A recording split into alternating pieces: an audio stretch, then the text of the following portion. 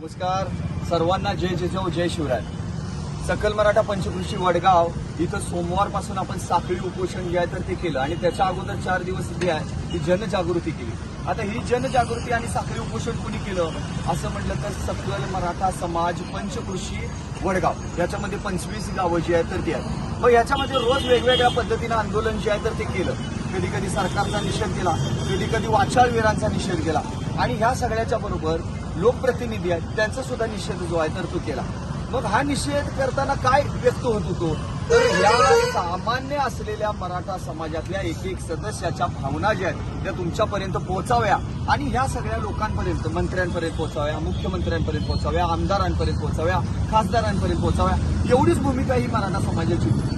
आणि मग ही भूमिका व्यक्त कशी करायची तर आम्ही कुठे टायर जाळले का, आम्ही कुठे रस्ता अडवला का, कुठल्याही पद्धतीनं वाईट वांगाळ होईल किंवा राज्याचं नुकसान होईल असं काही केलं नाही। आणि हे मनोज जरांगे पाटील यांनी सांगितलेलं साखळी उपोषण होतं। पण ह्या सगळ्याच्या बाजूनी दुसरी बाजू काय याची तर वेगवेगळ्या पद्धतीने आंदोलन करत असताना आम्ही खासदार, आमदार, मुख्यमंत्री, मंत्री, उपमुख्यमंत्री यांचा निषेध करत होतो।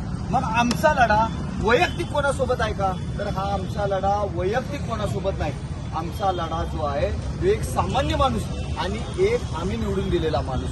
आम्ही मागणं कुणाकडे मागणार जर लेकरं आई बाबाकडे मागणार नाही तर कुणाकडे मागणार। आम्ही मराठा समाजानं निवडून दिलेली लोक जे आहेत तर हीच हे सगळे मागणं पूर्ण करणार आहे। आणि त्यामुळं आमचं मागणं आमदारांकडे आहे, आमचं मागणं खासदारांकडे आहे, आमचं मागणं उपमुख्यमंत्र्यांकडे आहे, मुख्यमंत्र्यांकडे आहे। म्हणून हा व्यक्तिगत कुणाच्या विरोधातला लढा नाही, हा लढा जो आहे तो सामान्य सकल मराठा समाजाचा सदस्याचा, सिस्टम मधलेला बसलेल्या माणसाचा आहे। आम्ही निवडून दिलेल्या खासदाराबरोबर लढा आहे, वैयक्तिक कुणाचा नाही। आम्ही निवडून दिलेल्या आमदाराबरोबर लढा आहे। शिंदे साहेब म्हणजे मुख्यमंत्री आहेत त्यांच्याबरोबर नाही, कदाचित सरकार बदललं तिथं येणाऱ्या मुख्यमंत्र्याबरोबर आहे, सरकार बदललं येणाऱ्या खासदाराबरोबर आहे, सरकार बदललं तर येणाऱ्या आमदाराबरोबर आहे। हा लढा जो आहे तो मराठा समाजाचा लढा आहे आणि व्यक्तिगत कुणाबद्दल नाही तर त्या सिस्टम मध्ये आलेल्या आमदाराबरोबर आहे, त्या सिस्टम मध्ये आलेल्या खासदाराबरोबर आहे, त्या मंत्र्यांबरोबर आहे। आणि हा लढा असाच भावानू राहील। काही लोक गैरसमज करतात की अरे हिने राजकारण केलं, व्यक्तिगत केलं, नाही बाबांनो,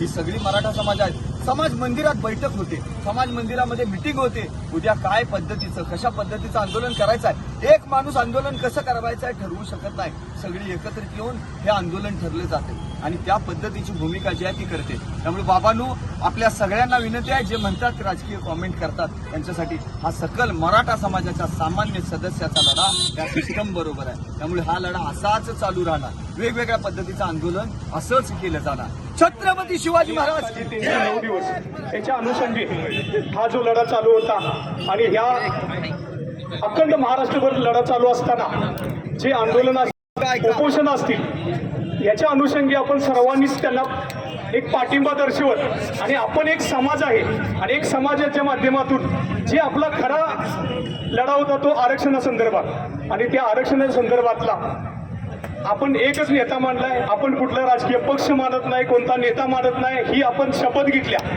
हे आपल्या सर्वांना लक्षात आहे। आणि ह्या दृष्टीने आपली जी काही पावले चालू होती त्यातला पहिल्या लढ्याचा भाग जो काय तुम्ही सर्वांनी टीव्हीवर बघा किंवा नाही बघितला हे न म्हणता एक भाग नक्की सक्सेस झालाय की त्यांनी थोडे जे काही 1100 जे काही दाखले दिले होते त्या अनुषंगे कुणबी दाखले द्यायला सुरुवात सरकारने केलेली आहे। आणि जे काही शिष्टमंडळ होतं जरांगे साहेबांना भेटलेलं त्यांनी पूर्ण आश्वासन दिलेलं आहे की आम्ही हे तुमचा चाललेले आंदोलन यशस्वी करू आणि मराठा समाजाला आरक्षण 100% देऊ।